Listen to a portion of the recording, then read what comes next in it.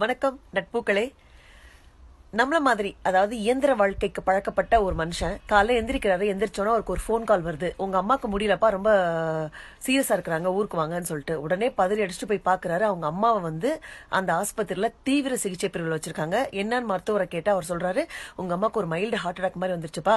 வெளியே நிக்கிற சில முதியவர்கள் தான் உங்க அம்மா ஆஸ்பத்திரியில் அட்மிட் பண்ணாங்க. அவங்க யாரெல்லாம் எனக்கு தெரியாது, வெளியே போய் பாருங்க அப்படின்னு சொல்றாரு. வேமா ஓடி போய் பார்த்தா கொஞ்சம் 4-5 பேர் நிக்கிறாங்க. போய் பார்த்து, நீங்க எல்லாம் யாருங்க, நான் உங்களை பார்த்ததே கிடையாது, எங்க அம்மாக்கு என்னாச்சு, எனக்கு உங்களை தெரியுமா, நீங்க யாருன்னு எனக்கு கண்டுபிடிக்க முடியலையே அப்படின்னு கேக்குறாரு.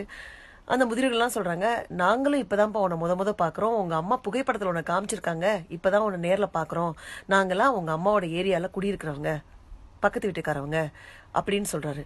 உடனே இவர் கேக்குறாரு, எப்படிங்க உங்களுக்கு எங்க அம்மாக்கு ஹார்ட் அட்டாக்னு தெரிஞ்சது, என்னாச்சு எங்க அம்மாக்கு சொல்லுங்களேன் அப்படின்னு கேக்குறாரு. அப்பா, எங்க ஏரியால 60 வயசுக்கு மேல இருக்க முதியவர்களுக்காக நாங்க ஒரு வாட்ஸ்அப் குரூப் வச்சிருக்கோம். அந்த குரூப்ல உறுப்பினரா சேரணும்னா சில விதிமுறைகள் இருக்கு. யாரு உறுப்பினரா இருக்கிறீங்களோ அவங்க வேற 60 வயசுல இருக்க முதியவர்கள் அந்த ஏரியாக்குள்ள இருந்தாங்கன்னா அவங்கள வாட்ஸ்அப் குரூப்ல ஆட் பண்ணணும். இன்னொரு விதிமுறை என்னன்னா, காலைல எந்திரிச்சோன்னு குட் மார்னிங்னு ஒரு மெசேஜ் கொடுக்கணும், நைட்டு தூங்குறதுக்கு முன்னாடி குட் நைட்னு ஒரு மெசேஜ் கொடுக்கணும். இவ்வளவுதான் விதிமுறைகள் அப்படின்னு சொல்றாரு. இவரும் புரியாம, எதுக்குங்க இப்படி வச்சிருக்கீங்க, எனக்கு புரியலையே அப்படின்னு கேட்கிறாரு. உடனே அவரை பார்த்து இந்த முதியோர் ஒரு கேள்வி கேட்கிறாரு, உங்க அம்மா கிட்ட நீ கடைசியா எப்பப்பா பேசுன அப்படின்னு சொல்லிட்டு. உடனே இவரும் சொல்றாரு, ஒரு 2 நாளைக்கு முன்னாடி இருக்கோங்க. சரி, உங்க அம்மாக்கு 60 வயசுக்கு மேல ஆயிடுச்சு, அவங்கள உன்னால பக்கத்துல இருந்து தான் பார்க்க முடியல, ஆனா டெய்லி காலையிலயும் மத்தியானம் ராத்திரியும் ஒரு தடவை போன் பண்ணி பேசுறதுக்கு உனக்கு என்ன ஆகும்பா? நீ போன் பண்ணி பேசுறதா உங்க அம்மாக்கு முடியாம போயிருந்திருக்குன்னு தெரிஞ்சிருக்கும் இல்லையா, உனக்கு தெரியல இல்லையா?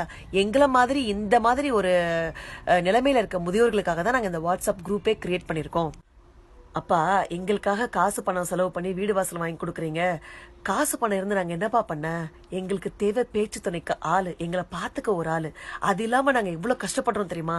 உங்களை வளர்க்கறதுக்கு நாங்க படுற கஷ்டத்தை விட தனியா இருக்கிறதுக்கு நாங்க படுற கஷ்டம் வெளியே சொல்ல முடியாதுப்பா.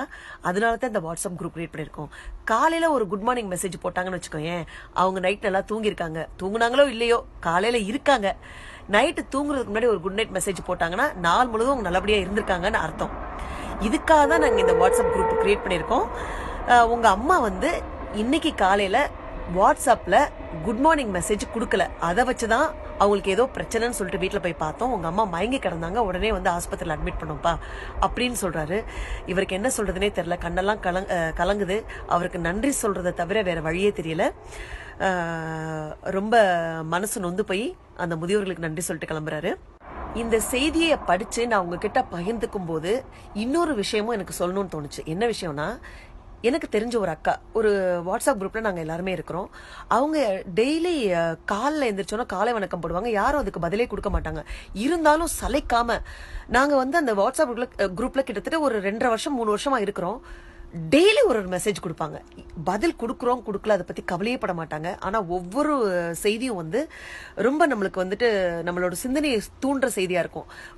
ரொம்ப முன்னாடி எனக்கும் தோணுச்சு, என்னப்பா இவங்க டெய்லி ஒரு மெசேஜ் கொடுக்குறாங்க, யாருமே பதில் போட மாட்டேங்கிறாங்க, எதுக்கு இவங்க கொடுக்குறாங்க நானும் யோசிச்சேன்.